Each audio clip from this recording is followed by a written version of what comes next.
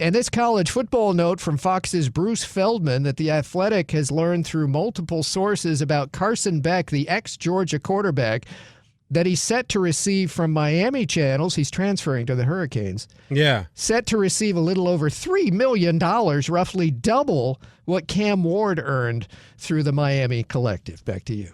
Yeah, I saw that. Things are getting out of hand here. I saw that. Well, I don't have any problem fundamentally with Carson Beck making $3 million. But the idea that he is worth double what Cam Ward is worth is insanity. It's double what most rookies are worth. Yeah. That's the other thing. Right, Ian. Right. That's the other thing. If I'm the NFL, I got to be looking at this thinking, hey, y'all need to chill down there. Because you're looking at quarterbacks like, who was I thinking about? A guy like Drew Aller, for example. Mm-hmm. Right? I think we were talking about this last week, you and I, right? Like, what's to say that Drew Aller, who I know last couple weeks everybody was like, oh, he might be QB1. Watch college football, and you'll find out that is far from the truth. The best way to suss out if somebody had watched college football all year is if they said after, what is that, Boise State game, that Drew Aller was QB1. That's how you know you haven't been here long. That's okay. Just keep your opinions to yourself until you've learned a little bit more. But this is my point. I don't know how much he's making in NIL, but I know it's probably if Carson Beck's making $3 million, Drew Aller got to be making a couple $100,000, right? Yeah. To be the quarterback at Penn State. Would you rather be the quarterback at Penn State for a couple $100,000 with the chance, like if they had won this game, for example, his NIL is going to go straight up, right? Where you can be in this economy where you can get Carson Beck would never get $3 million in the NFL. And he's going to get it in Miami. Like now, but I think you end up with, the reason I'm bringing it up, you went like Drew Aller's and Carson Beck's and so on. That's supposed to be the floor of what NFL quarterbacking is. Damn. Right? No, but I'm being serious. I know you are. That's why I'm saying damn. Those guys come into the league and they become Mike Whites and, Skylar Thompsons. And I'm not even trying to pick on Dolphins. Those are just two that popped into my head. Yeah, and they're two bad backups. That's okay. I watched them all. Dorian Thompson Robinsons and so on and so forth, right? Yeah. You want to throw Huntley's name in there too? Well, he actually did famously made a Pro Bowl. But some of these but like some of these guys come out and you see immediately, oh, this is not working at all. But that's generally who those guys are. And it's going to make $3 million. So if I'm like that kid who was played at North Dakota who just committed to, but he committed to the NFL draft and ended up switching, and I think he committed to Duke or I forget where he went. But the guy was like a guy who had a shot to be one of those quarterbacks that kind of comes out of nowhere, could have rose in the draft and all of that. Like we've seen Carson Wentz get drafted 3rd overall or, second or whatever he was drafted. But we've seen these guys get drafted from these small schools. I think his name was Glowinski. Mark Gronowski, he committed to Iowa. Thank you. He was committed to Iowa, right? But he probably made more at Iowa than he would have if he tried to make it in the NFL for the first 3 or 4 years. My thing is, this is what it is, though. I don't have – now, do I think he deserves $3 million? What's the going rate for a portal quarterback? That's what it comes down to me. Sounds like it's $3 million. Yeah, what's the going rate? The going rate right now is $3 million. I mean, Bryce Underwood, okay, let's get real. What is Michigan giving a kid that hasn't played a down?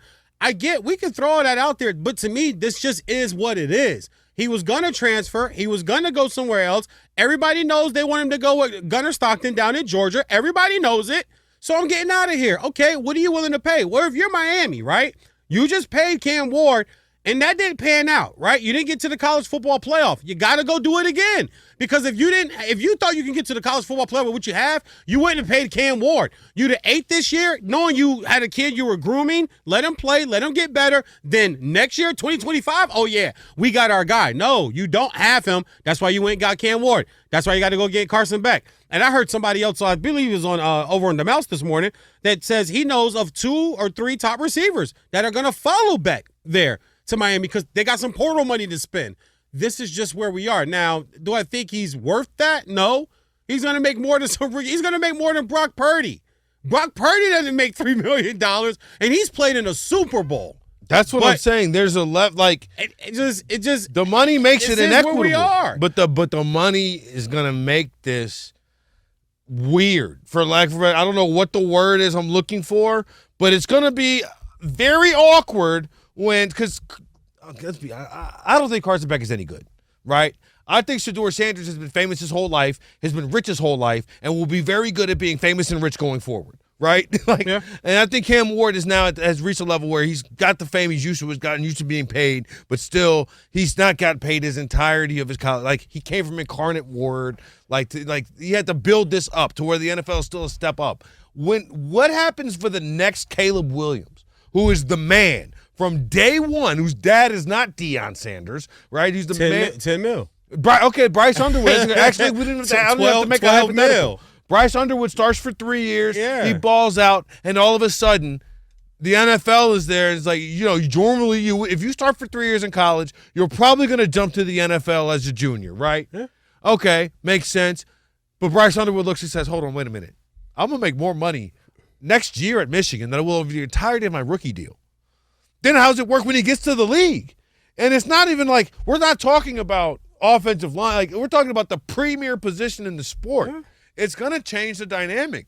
I just think the NFL, either you're going to have to change the rookie contracts the way it used to be for these. Remember, Sam Bradford was the last famous guy of quarterback coming in getting that big money when they haven't proved. And that was the storyline then. Oh, he hasn't proved himself. They haven't proved himself. These number one picks, these top quarterback picks, you're paying them all this money. And this guy over here did this. And this guy, that guy was drafted in the 5th round, okay? So I'm sorry that he was drafted number 1 overall. He was drafted 197. Like, that's just the way it goes. But I will argue this for Carson Beck. And this would be a smart move for me.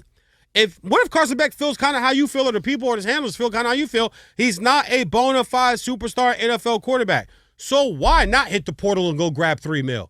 There are some players that if Bryce Underwood is who we hope especially me, who I anticipate and hope him to be, he's not even thinking about the money of the contract, because when he gets to the league, he's already going to have a Nike deal for $50, $60 million on Adidas. He's going to have they're going to have so many deals, because when you're doing NIL during college, you don't think you're not hopping and shaking and kissing babies around these other big corporations. You're already being paid by a corporation that's just through the university. You're already being paid by one. So by the time you get to the NFL, I don't think players will balk at the rookie contract when I'm about to sign this $60 million Nike deal because I just wore Nike or Jordan while I was at Michigan.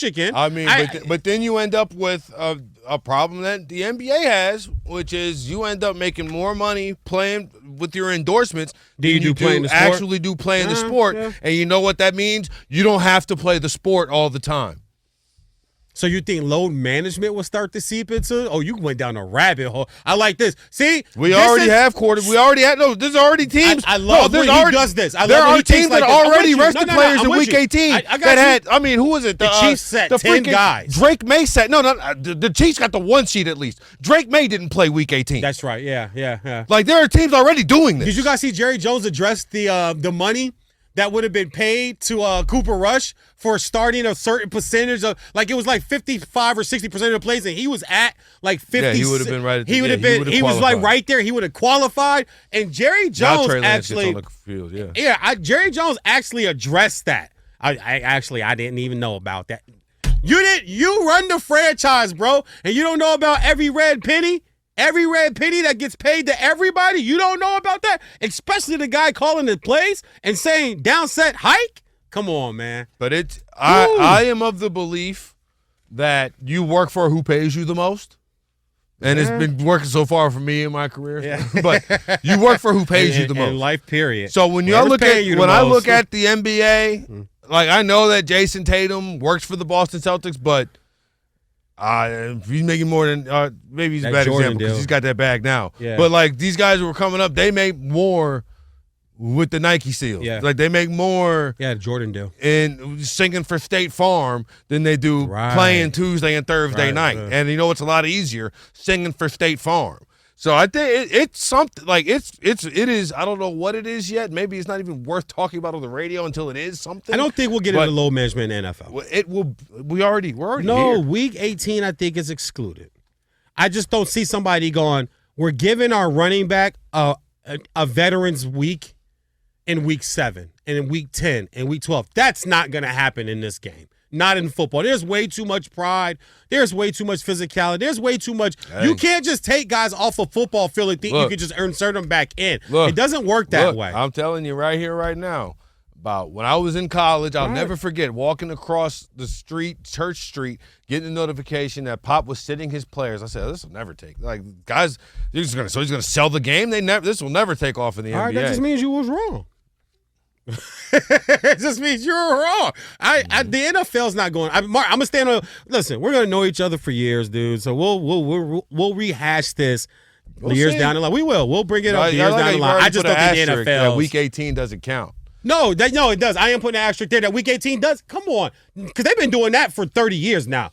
The teams with nothing to play for? No, teams with nothing to play for, resting starters is insane. But now that's why I brought up that contract thing. If you can, Ian, if you can just maybe dig into this dude, the live for the show, whatever. But was there some type of incentive that Drake May would have hit? Because I'm with Martin. No, Drake May wouldn't have. No, I don't know. Do that, but his rookie contract is pretty standard. It wouldn't have been incentivized in that way. But, oh, God, I just had him.